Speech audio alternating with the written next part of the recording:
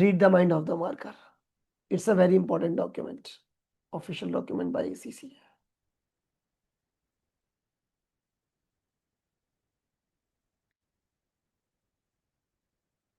You know what's the point of this?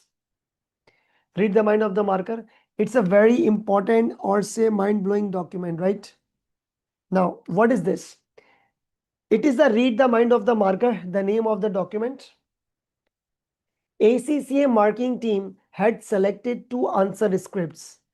One answer script that was, for example, why that candidate number 1 got 5 out of 5 marks and why candidate number 2 got 2 out of 5 marks. Let's say, for example, why? What are the reason? What is his strength? What is his weakness? So they have checked and they had hidden obviously the name of the candidate, and they just provide this document for the comparison for the people like you who are attempting this paper for the very first time. So read the mind of the marker means that you are reading the mind of the marker who will give you the exam. So you have to understand the marking scheme and all. Two answers along with the allotted comments and marking scheme in CRQ. Okay.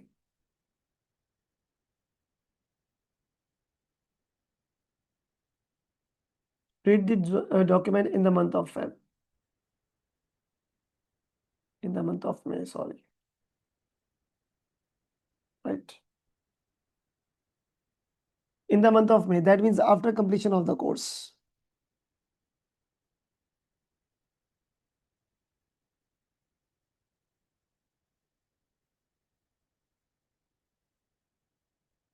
Okay, let's now move ahead. Let's proceed further.